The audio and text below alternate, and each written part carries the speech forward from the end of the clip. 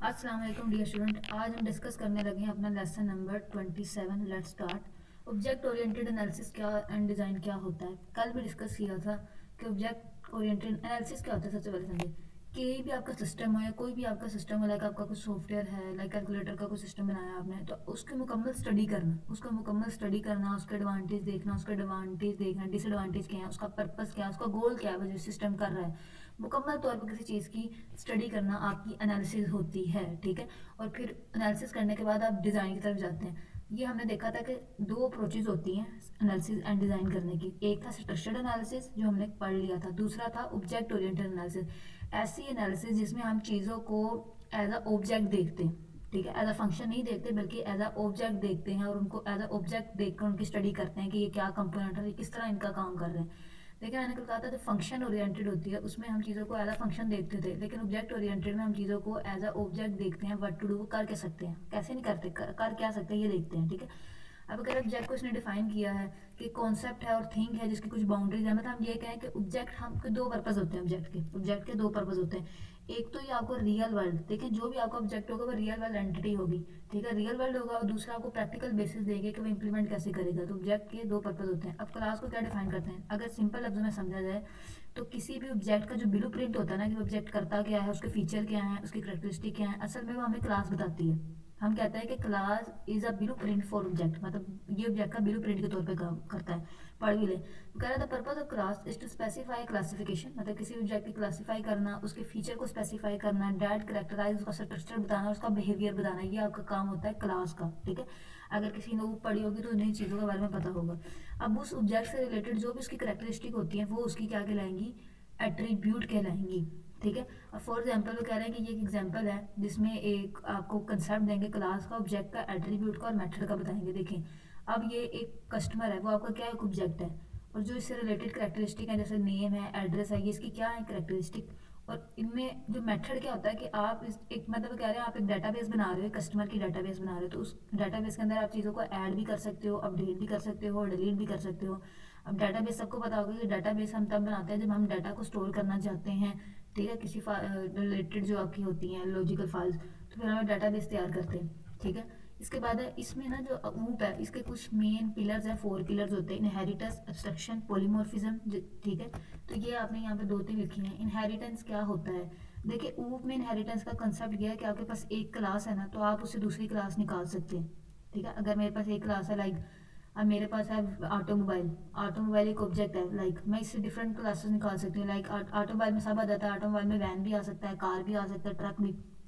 Simple हम ये देखेंगे विरासत, इनहेरिटेंस कहते हैं विरासत को। मतलब मैं कहूँगी जो पेरेंट की नोट से आप चाइल्ड की नोट निकाल सकते हैं, मतलब पेरेंट से आप चाइल्ड की फंक्शनैलिटी। अब चाइल्ड जो निकलेगी, जो पेरेंट क्लास से चाइल्ड निकलेगी, अब चाइल्ड की जितनी भी फंक्शनैलिटी होगी या उसके एट्रीब्यूट होंगे वो कहीं ना कहीं उसके पेरेंट नोड से ताल्लुक रखते होंगे। तो हम कहते हैं inheritance is a kind of relationship है, इज अ होता है ऐसा रिलेशनशिप जो दो क्लासेस के दरमियान में हो। जैसे कि अगर मैं कहूँ ऑटोमोबाइल है, तो इसमें आपका वैन बनेगा, कार, ये इसके चाइल्ड क्लासेस बन सकती है ना, ये समझ लें ये इस पेरेंट क्लास है। इनहेरिटेंस हो रही है, इनहेरिटेंस क्या हो रही है, वैन, कार, ट्रक। ठीक है। इसी तरह इनहेरिटेंस के दो इंपॉर्टेंट कॉन्सेप्ट है, एक कॉन्सेप्ट है जनरलाइजेशन और एक है स्पेशलाइजेशन। देखिए जनरलाइजेशन इनहेरिटेंस का ऐसा कॉन्सेप्ट है जिसमें वो क्या करती है, क्लासेस में से कॉमनैलिटीज, जो चीज़ कॉमन होती है वो निकालती है। और स्पेशलाइजेशन क्या करती है कि किसी भी एक क्लास से ना एक और क्लास निकाल देती है, मतलब मैं कोई क्लास मौजूदा क्लास है उससे एक और क्लास एग्जिस्ट करवा देती है। आगे आके समझाती हूँ उसके बारे में। जो क्लासिफिकेशन आप देखें, अब यहाँ पे सिंपल लिखा है, आपने देखना है कि अगर आप हायरार्की में नीचे की ऊपर की तरफ जा रहे हो तो ये आपकी जनरलाइजेशन है, और अगर आप जो है नीचे की तरफ आ रहे हो तो स्पेशलाइजेशन है। इसका कॉन्सेप्ट मैं ये समझाती हूँ कि ये देखें, यहाँ पर एक थी पिक्चर, अभी दिखाती हूँ आपको।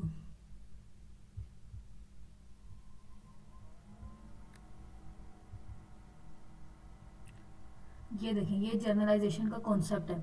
अब इसमें क्या है, ये देखें, ये अब आपकी जनरलाइज क्लास है। ये जितनी भी इसकी देखिए current account, saving account, credit account, इनकी कॉमन जो क्लास बनी वो कौन सी बनी, बैंक अकाउंट। हम कहते हैं जनरलाइजेशन क्लास है। अब देखिए ये जो क्रेडिट अकाउंट है, हम कहते हैं कि ये एक सब क्लास है। जो आपकी ये होती है ना स्पेशलाइजेशन, ये आपकी एक सब क्लास होती है। ठीक है। ये देखें अब इस बैंक अकाउंट की एक सब क्लास है क्रेडिट अकाउंट, सेविंग अकाउंट, लेकिन इनकी जनरलाइज क्लास कौन सी है, खुद बैंक अकाउंट है। तो ये कॉमनैलिटीज़ ढूंढ के ये वाली क्लास बनी, लेकिन इसकी सब क्लास ये सारी बनी। तो ये जितनी भी आपकी सब क्लास है, ये आपकी स्पेशलाइज्ड क्लास है। ये देखिए, अब ये नीचे की तरफ आ रहा है मूविंग डाउन टू हायरार्की, तो ये आपकी स्पेशलाइजेशन है। और जो ऊपर की तरफ जा रही है वो आपकी कौन सी है, generalization. I hope so you understand the concept. खैर, नेक्स्ट देखिए।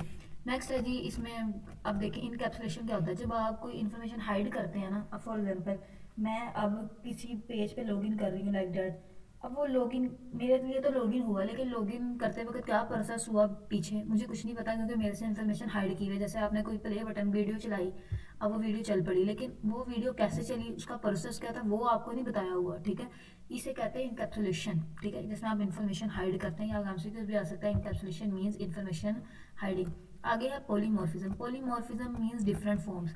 तो सिंपल कहूँगी कि पॉलीमॉर्फिज्म में क्या होता है कि आपने एक बार एक कोड बना लिया, अब आप क्या करोगे, उसे डिफरेंट कॉन्टेक्स्ट में उस चीज़ को आप यूज़ कर सकते हैं। मतलब वही चीज़ है, लेकिन आप उसे डिफरेंट डिफरेंट फॉर्म में यूज़ कर सकते हो। पॉलीमॉर्फिज्म एक ग्रीक लैंग्वेज से निकला है, जिसका मतलब है मल्टीपल फॉर्म्स। एक ऐसी कैरेक्टरिस्टिक है जो एबल है कि वो डिफरेंट मीनिंग और यूजेज के लिहाज से अपना को चेंज, मतलब डिफरेंट कॉन्टेक्स्ट में अपना मीनिंग चेंज कर सके। ठीक है, ठीक है, ये आपने देख लेना। अब ऑब्जेक्ट ओरिएंटेड एनालिसिस हो गया, उसके तीनों हो गए, इनहेरिटेंस, इनकैप्सुलेशन एंड ये। और ये जो आपका है ना स्पेशलाइज्ड, ये लाइक आपको वो आ सकता है एमसीक्यूज के तौर पे आपसे पूछ सकते हैं। लास्ट है जी, बिजनेस प्रोसेस री इंजीनियरिंग क्या होता है। री इंजीनियरिंग का मतलब एक ऐसी टेक्निक जिसमें आप चीज़ों को रीथिंक करते हो, दोबारा सोचते हो और रीडिज़ाइन करते हो। देखो, आप चीज़ों को दोबारा रीथिंक और रीडिज़ाइन क्यों करोगे, obviously you have to achieve your objective. आप थोड़ा सा चेंज लाना चाहते हो, आप इंप्रूवमेंट लाना चाहते हो अपने अंदर, तो आप क्या करते हो, चीज़ों को रीथिंक करते हो, रीथिंक करने के बाद उसे रीडिज़ाइन करते हो। इसका मेन पर्पज़ ये होता है कि आप प्रोसीजर को स्मूथ करो और वो तमाम एक्टिविटीज़ अपने उसमें लो, जिससे आप वो अपने ऑब्जेक्टिव अचीव कर सको। वो कह रहे हैं the term thinking refers to idea, कि ऐसा आइडिया जिसमें पहले स्टडी करो और फिर एनालाइज करो और फिर डिपेंड करो कि क्या चीज़ें आपको रिक्वायर्ड हैं। ठीक है, ये बात आपने देख लेना है। अब डेवनपोर्ट ने कहा था द एनालिसिस एंड डिज़ाइन, जो भी आपका कोई ऑर्गेनाइजेशन के दरमियान में जो वर्क फ्लो या प्रोसेस हो रहा है, ठीक है, वो आपकी री इंजीनियरिंग है। हर एक के लिहाज में हर एक की ओपिनियन होती है। देखिए, बिजनेस पर्सन री इंजीनियरिंग का फ़ायदा क्या है, ये आपको आपकी जो कंपटीटर है उनसे फ़ायदा देगा उनके मुकाबले में, क्योंकि आप रीथिंक करोगे। अब ये देखोगे जी मेरे कॉम्पिटिटर्स क्या कर रहे हैं, मैं क्या कर रहा हूँ, तो आप थोड़ी सी रीथिंकिंग करके उनसे थोड़ी चेंजिंग लेके आओगे उनके मुकाबले में। तो इसमें आपको फ़ायदा है। इससे ये फ़ायदा होगा कि आप चीज़ों में इफेक्टिवनेस और एफिशिएंसी लेगा। इफेक्टिवनेस के आप प्रॉपर उन्हें सर्विस प्रोवाइड करोगे, मतलब दोबारा आपने सोचा जी क्या आप पैकेजिंग अच्छी करोगे, अपनी एडवर्टाइजिंग अच्छी करोगे, इसका मतलब है इफेक्टिवली किसी चीज़ को प्रोड्यूस करना है। एफिशिएंसी क्या है कि आप कितने अच्छे तरीके से और कितने टाइम पर अपनी चीज़ को अपने कस्टमर तक पहुंचाते हो, क्विकली रिस्पॉन्स करते हो। ठीक है, वो कहते हैं फॉलोइंग स्टेप्स रिक्वायर्ड होते हैं जब आपने BPR बिजनेस पर्सन इंजीनियरिंग को इम्प्लीमेंट करना है। सबसे पहले आपने CFS को ब्रेक करना है। CFS क्या होता है, किसी भी काम जब आप करने लगते हैं ना, उसका एक स्पेशल कंपोनेंट जो उस काम का क्रिटिकल फैक्टर होता है, उसको आपने तो कह रहा है उसने उसको ब्रेक डाउन करना है, आपने क्रिटिकल प्रोसेस को ब्रेक डाउन करना है और वो एक्टिविटीज़ एंड टास्क करनी है जो ज़रूरी हैं। फिर रीडिज़ाइन करना है, मोनीटर करना है, प्रोसेस को एडजस्ट करना है। जैसे जैसे आपके प्रोसेस को चेंज डिमांड आएगी, आपकी चेंज आए, तो ये आपने करना है फॉलोइंग स्टेप्स। ठीक है, वो आपने गौर कर लेना इन सारी चीज़ों पे। अगर तो कोई इशू है तो फिर आप कमेंट कर दीजिएगा। अगर आपको वीडियो पसंद आई है तो like and share and subscribe करें। अपना ख्याल रखिएगा। अल्लाह हाफिज़।